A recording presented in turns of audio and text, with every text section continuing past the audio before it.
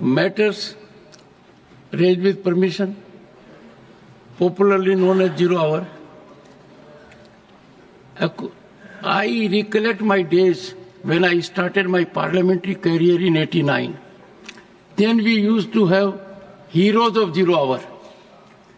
Zero hour then was not very regulated.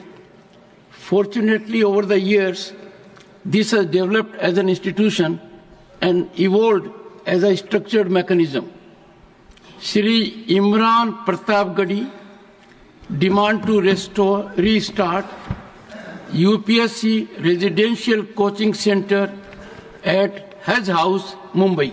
धन्यवाद सभापति महोदय।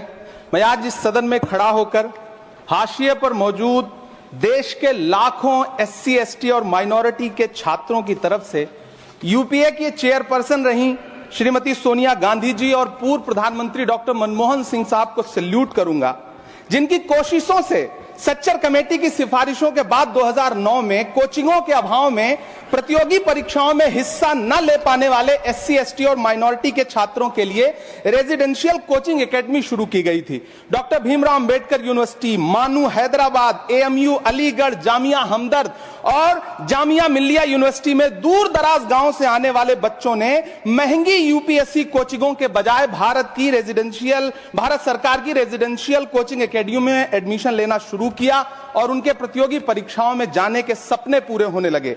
इसी से प्रभावित होकर मुंबई के हज हाउस में 2009 में एक कोचिंग सेंटर शुरू किया गया, जिसके लिए सरकार से कोई फंड नहीं लिया गया, बल्कि हाजियों के रजिस्ट्रेशन फीस और सर्विस चार्जेस से बनने वाले हज कमेटी के कॉर्पस के एक हिस्से से इसे शुरू किया गया। तकरीबन 10 साल शानदार तरीके से चलने वाले इस कोचिंग सेंटर के रिजल्ट भी बढ़िया रहे। कई आईएएस दिए, आईपीएस दिए, महाराष्ट्र की स्टेट सर्विसेज में बच्चे सेलेक्ट होने लगे।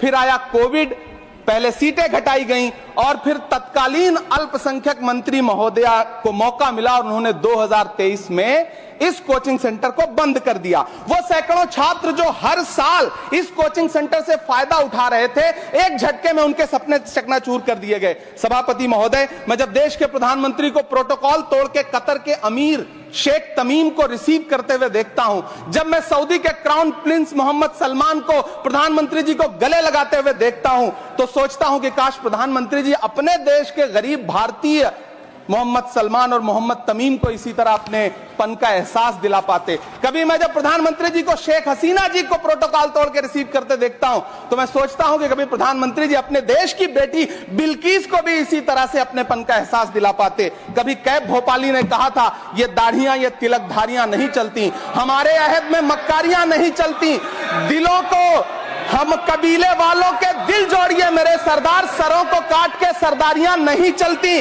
सभापति महोदय, मेरा अल्पसंख्यक मंत्रालय से अनुरोध है कि हाजियों के पैसे से चलने वाले हज हाउस कोचिंग के कोचिंग सेंटर को फिर से शुरू किया जाए। न सिर्फ शुरू किया जाए बल्कि उसकी सीटें भी बढ़ाई जाएं। जब पैसा सरकार को नहीं देना है बल्कि हाजियों का जो कॉर्पस सैकड़ों करोड़ रुपए के रूप में इकट्ठा है, उससे इसको चलना है कोचिंग सेंटर को, तो फिर इस कोचिंग सेंटर को चलाने में और देश के बाकी हज हाउसेज में इसे शुरू करने से सरकार को परेशानी क्या है। मेरा अनुरोध है, यहां मंत्री महोदय बैठे हैं, अल्पसंख्यक मंत्री, कि कृपया संज्ञान लें। देश के लाखों छात्र आपसे गुजारिश कर रहे हैं। और ऐसी खबरें देखने के लिए सब्सक्राइब कीजिए हमारे यूट्यूब चैनल को।